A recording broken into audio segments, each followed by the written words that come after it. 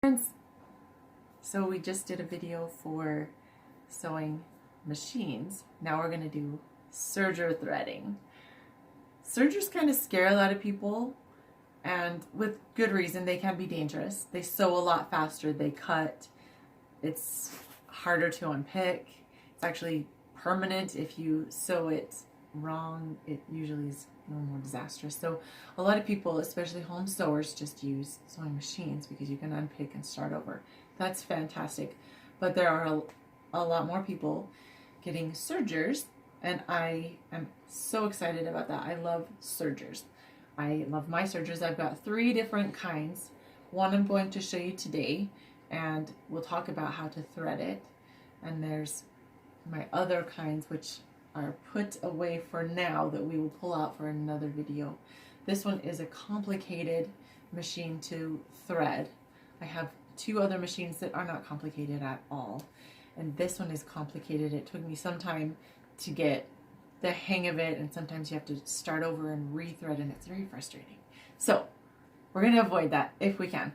This is a Juki. I am not sponsored by Juki. I'm not promoting Juki, but I am letting you know this is a good, solid machine. It's very solid.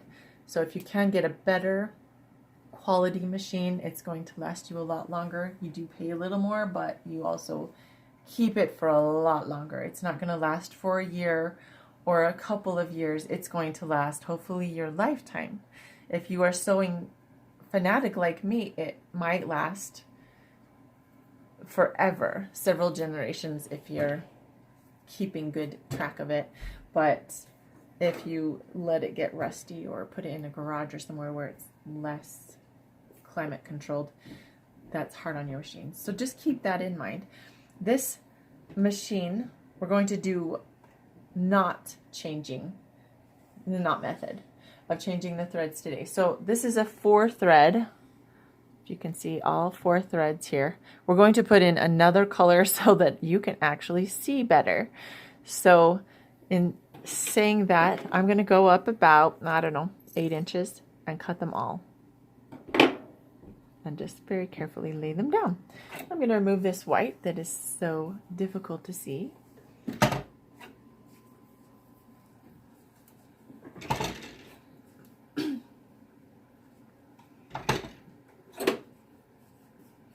This is from a wedding dress I just altered. Beautiful wedding dress, but now I'm ready to sew a purple dress. So if you will notice here, that is a funky 3, but you know, it's a little tight area. But according to the instructions, this is the order that I need to thread my machine. The upper looper, then the bottom looper, and then the right needle, and then the left needle, in that order. So that's why I did this, so I would always remember. So I actually wrote on my machine. Feel free to do so. If you get a used machine, it will not be threaded, most likely. If you get one from a factory, it will already be threaded, and mine was actually color coded with these 4 colors of thread, so that really helped me to memorize how to put them together. But if you get a used one, then this is hopefully great information for you. So the first thread, it goes in the first front corner, and they have them so that they're in line with, like, number 2 would be just to the side of that, and number 3 would be to the right, that's the left, and then 4. So that's how I know this one goes here. So I'm going to take number 1, tie it in a knot.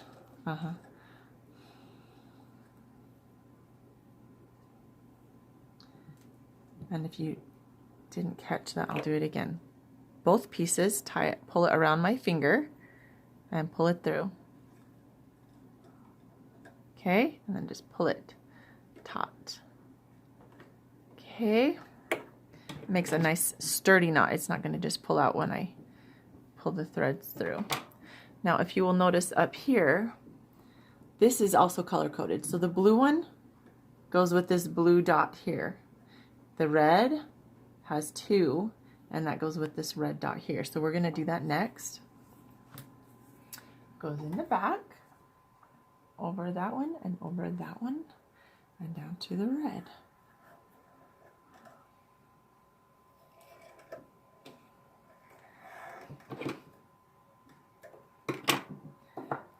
for the 3 is number 3 is green. So the green is in the back. And we just do a quick tie.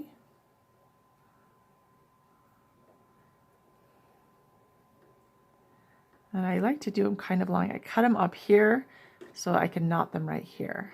Just gives me a lot of room, like a lot of play in my thread. Okay, and number 4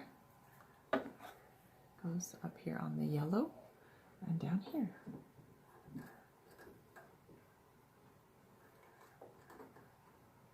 Okay, and then if you'll notice, I tried to knot them pretty close to this for the simple reason that it just wastes less thread and energy to put them close to this. Now, I've got my tail here from the white that is ready. It's already been clipped, so I'm just going to pull it just gently. I'm not actually pulling, I'm just going to keep tension on it. Now if you'll notice right here, it very quickly changed. So the upper looper and the lower looper are already purple. This, the 2 needle tensions, these are the tension for the threads. This is the only tension that they get. So you've got to make sure that they go through here. This one is already past the tension dial. This is not. This is your tightest tension. Well, it's not. They're all exactly at a 4, but it's your tightest dial, and I'm not quite sure why. But if I could tell, I just plucked it through there. Well, let's watch it. Now it's going really fast.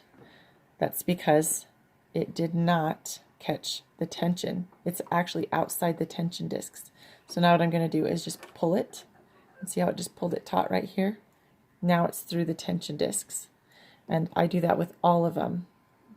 Just give them a little tug on the top just to make sure that they are properly through the tension discs. The reason for that is this little tiny knot can either get stuck on the tension discs and pull it out of tension, or they will just get stuck. And where in this case, this was stuck. The tension was stuck on the knot, but the rest were fine. These ones are a looser tension, so they just slide on through. Okay, so now this one is going to pull through. And now we've got 2 needles here. The bottom loopers, if you will look right here, they're already through. Here's our 2 little knots. Not a big deal. And I'll show you why in a minute. We'll open up the bottom. The top 2, these are both for the needles. Those cannot just be pulled through. Those must be re-threaded. And this knot is right at my needle. So I'm going to re-thread that right now. With my Juki, I've got to pull this over. And I'm using my little thread. You can even see the needle moving a little bit. So I'm pulling very carefully. You don't want to pull strain on your needle. And again, just like sewing machine, you release the tension and pull it to cut the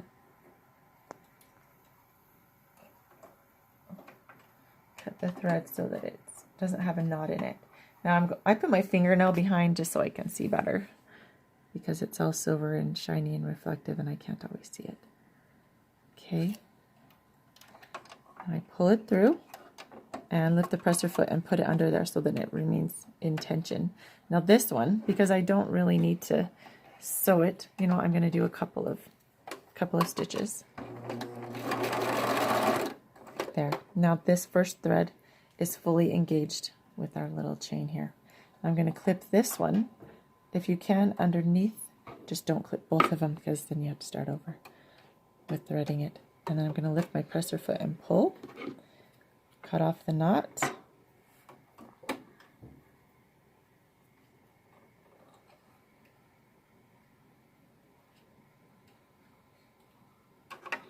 pull through. Now it's very important to pull it underneath the presser foot. All 4 are purple. And we've got the tails here of the ones that we did by hand. Now when I'm ready to sew, just clip it off and I'm good to go. Okay, now you can pause here if that's all you needed. Just stop your video and sew something happy. But if you need a little bit more assistance, like I did when I first got this, we're going to continue and we're going to rethread it from beginning to end, and that's not super fun, so I hope you appreciate it. Okay. This part of threading is when the order becomes very, very important. So we're going to just do a quick thread of the machine, and you pause and rewind it if you need to. I'm not really going to talk you through it, I'm just going to do it. So we have our blue, we're going to follow the blue dots all the way through. I don't need that yet. This tells you to loop it twice, so I looped it twice. I'm going to go through the blue, and the blue, and over.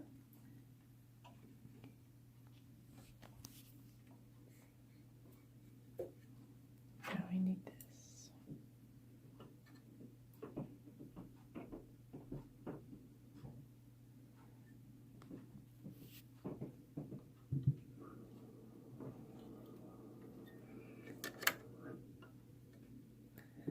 And this has both red and blue, meaning it goes for both of them. Okay, and then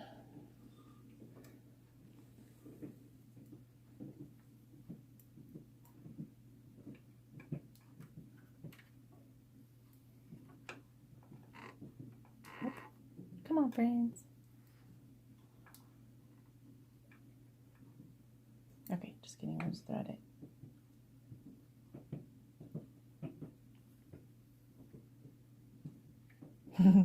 Okay, this is the fun part.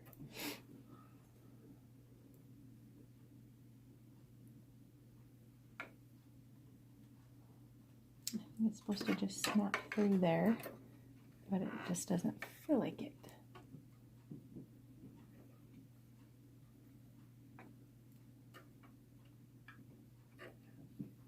There we go. You just have to be bigger than the thread. And then it's going to go through this little hole right there. These little tweezers that they give you are very, very important. I'll make sure that it's not caught on anything weird and straight through. And I'm going to pull it underneath the presser foot. And there's number one. Done. Don't breathe on it because I don't want it to come undone. Okay, now I check tension just to make sure it's tight in the tension discs. Same thing with the second one. This one is the most complicated one. And I'll show you. Well, you'll see why in just a second. I can tell it's in tension because see how it's loose here, but it's tight here, so that's already really good.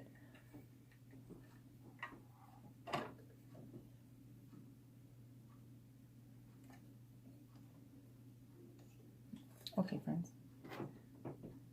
Now you can loop it through, but I always forget which direction, so I'm just going to thread it through here.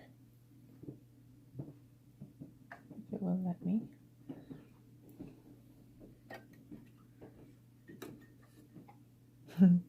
See, this is why I wanted to do it, so you can see that I've been sewing for like ever, and I still struggle with my serger threading. I don't want you to feel like it's easy for anybody. It's just kind of not super fun. So if you can avoid rethreading it, then happy day.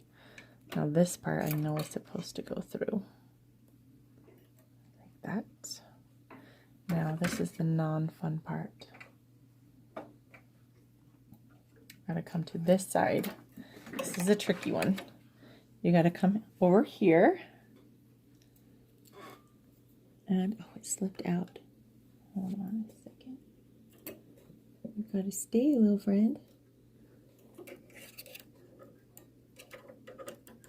Got hung up on another little part. Okay, it's gotta come under this little hook right there. You can see that little hook. And then it's got to, I've got to pull it back this way, not catching that other thread. Oh, it did it. Oh, it's okay. Pull it through. Now it's hooked onto the back of this little arm right there. So we're going to go to put it right through there. And you can move it so you can see the hole. I'm going to trim that in just a little.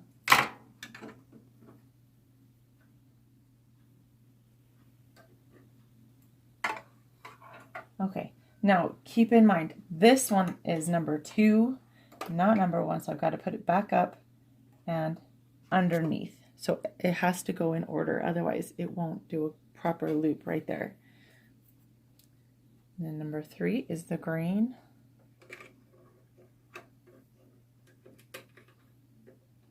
Needles are actually pretty straightforward because they're all on top.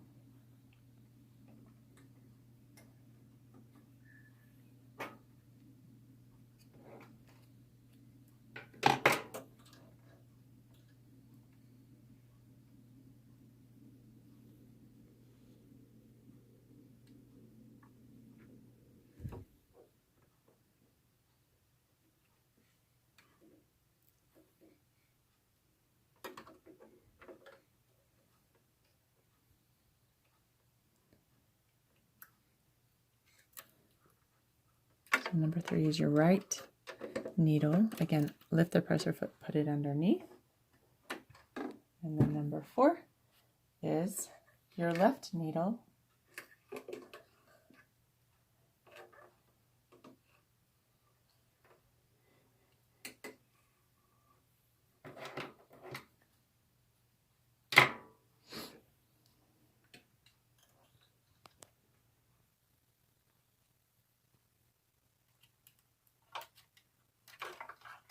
Okay, now is the tricky part, because if you got those mixed up a little bit, then it won't sew in the correct order. It won't be smooth. So we're going to try it.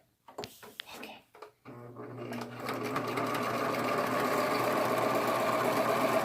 Magic. Now, if it was in the wrong order, it would get hung up right in there, and it would make a big knot, and it wouldn't just flow out like this.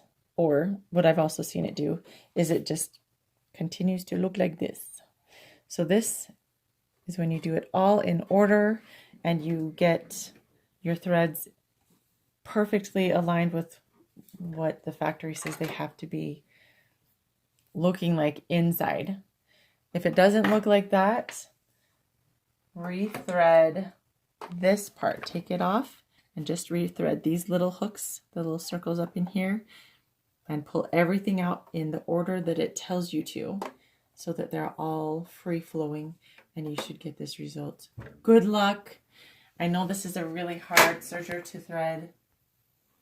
The other ones that we're going to do with the next video are much easier, and so less stressful. But again, the pros and cons are, this is a difficult machine to thread, but it's so solid, and it has never ever skipped a stitch for me. It's run really, really well. I've had it for probably 8 years so far, and it still acts like it's a baby. It's still brand new. It's fabulous. So keep that in mind when you're purchasing machines. It doesn't have to be the cheapest one, because it's not cost effective if you're replacing it every couple of years. So good luck. Thanks for watching, and I'll see you soon.